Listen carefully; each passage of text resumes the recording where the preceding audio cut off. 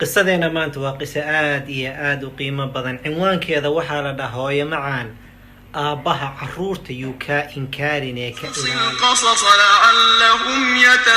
الحمد لله والصلاة والسلام على رسول الله وجيتنا. السلام عليكم ورحمة الله وبركاته. جمعة والبقية قصة عصر.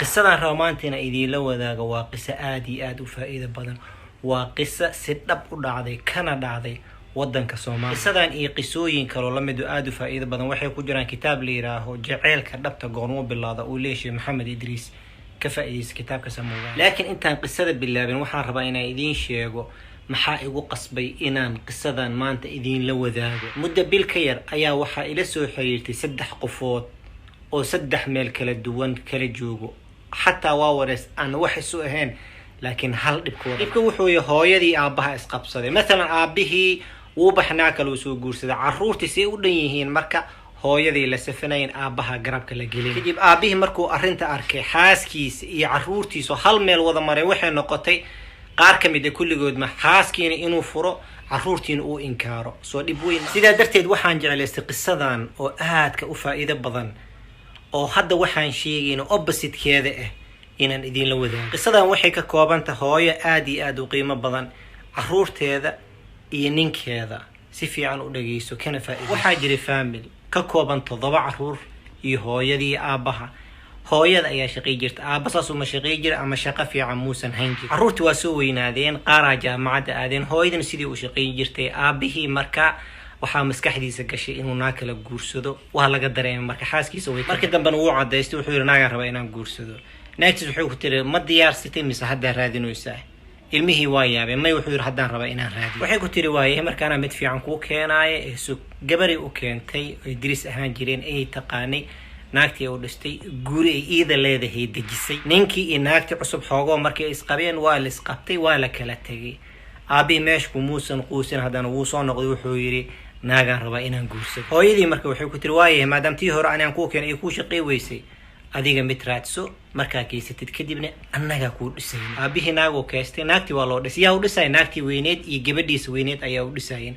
guriga la dajiyay, biilkana waa laga bixiyay, naagtiisa hore ayaa ka bixisay. ruurtii way u dul qaadan waayeen, waxay dhamay aabaheen wuu qaldan, sidaa darteed aabaheen waa inaan goyno oo aan la dagaalano. hooyadii marka arrintii ka warheshay, ruurteeda dhan ay kulmisay, xataa kuwa dibadda joogana jaamacadda dhiganayeen waxay sugtay fasaxooda hal mar wada imaaday tiri. caruurtii waa wada imaadeen, guriga la fariistay. waxay ku tiri caruurteedu si fiican iyo dhageysta, aabihiina wax kastoo idinku sameeyay waxaan rabaa inaa cafisaan. wax idin badalay ma helaysiin waa aabihiin. aniga asiga waxay rabaa hana dhaxmaro, caruura ka tihiin. wax kastoo aabihiin idinku sameeyay ina baari u noqotaan waay. kay caruurta fahamsiisay ay qanacsiisay ku tiri aabihiin waa ina ka duceysataan.